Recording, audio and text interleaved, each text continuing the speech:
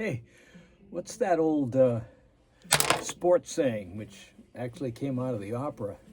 That it ain't over till the fat lady sings. Well, I guess you might say Velocette number 4 ain't over until the fat lady stops smoking. And we took her out for a test drive right after I left an episode with you.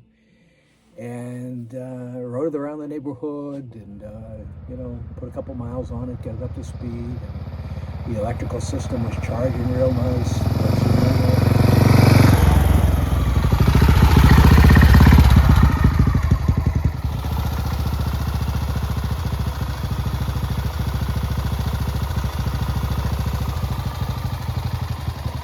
The old gal was still smoking.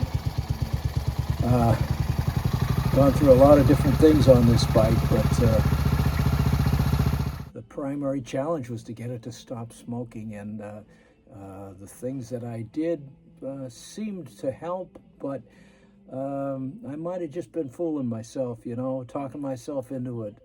And so I hated to do it, but came back down into the basement and tore it all apart again. And decided this time, after looking at the top of the piston when the cylinder head was off, there were pools of oil. So clearly oil was coming down from the valve guides. Okay, here's the cylinder head and the vise with the valve tool that I happen to have to compress the valves to get the keeper off the end of the valve stem. Drop it somewhere where I can't find it.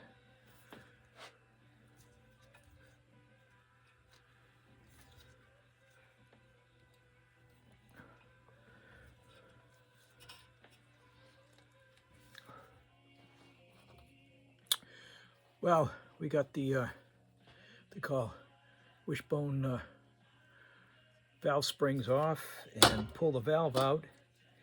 And I'll show you what's going on. I put the valve back in here.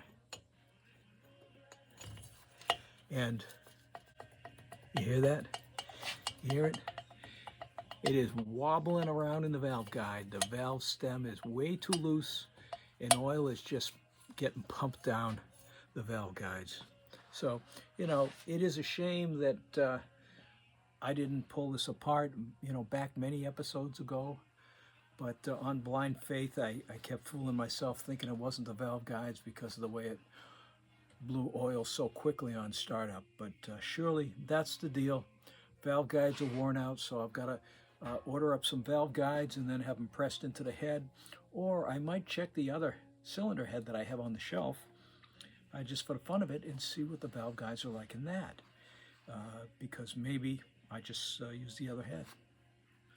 But I also could find that the valve guides are shot in that head too. Time will tell. So I'm taking a look at the other cylinder head that I happen to have sitting on the shelf.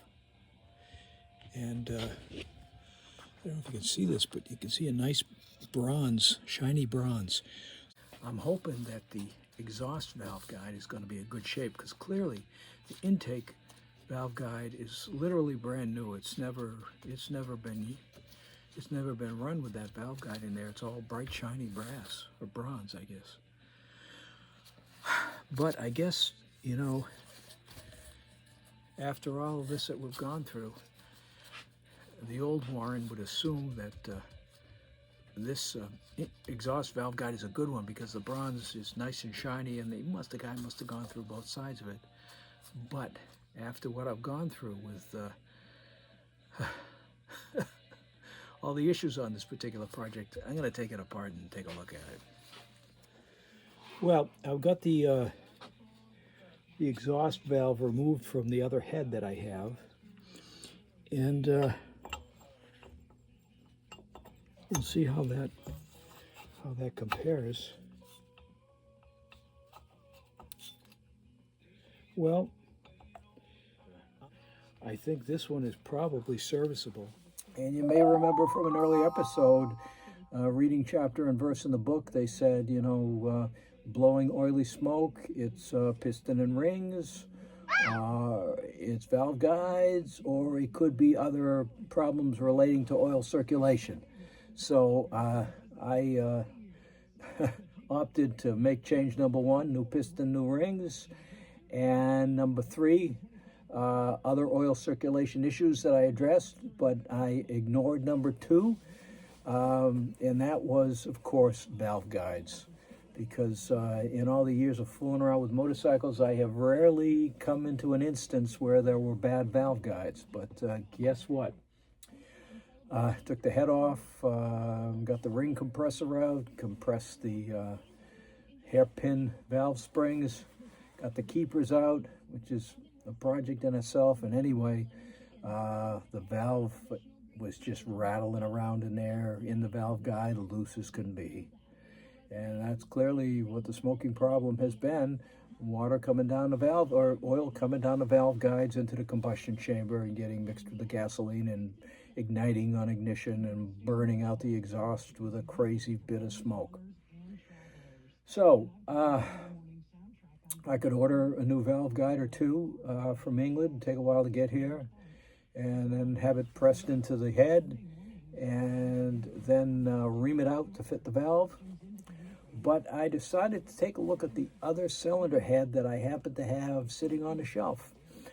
And lo and behold, what did I find? But the intake valve, which is the source, according to the book, of most of the oiling issues in the combustion chamber, it clearly had, this other head that I had, clearly had a brand new guide in it. You could see the shiny bronze piece. And at some point the head had been ripped down and they put a new valve guide in there. So I decided while I had the head off, it'd be pretty silly to not pull the exhaust valve out and take a look at that guide on the other head. And while it was a little loose and nowhere near as loose as the other cylinder head, and of course it's not a super tight clearance because of expansion and contraction, and you don't want the valve to stick in the guide. So it might be a little bit looser than I'd like it to be, but it seemed like it was well worth putting the bike back together and seeing how I would do with the other cylinder head on there. So it only took me a couple hours to break it down yesterday. This is Easter weekend. We were supposed to go down to relatives down in Connecticut, but they called in the other day, said they're sick, and it didn't make a lot of sense to go down there and catch whatever they've got. So made it a Velocette Easter weekend. And like I say, it only took me a couple of hours on Friday to break it down, take it all apart again. It's taken me a good part of the day on Saturday to reassemble it, and I'm at the point where the motor is back together again, carburetor's back on, getting ready to put the exhaust system on, and maybe Easter Sunday we'll chase the bunny around the neighborhood and see if we're going to smoke the bunny or not. And anyway, there you have it. That's the update in Chapter 16, Velocette number 4. The fun continues. And remember, it's not over until the fat lady stops smoking.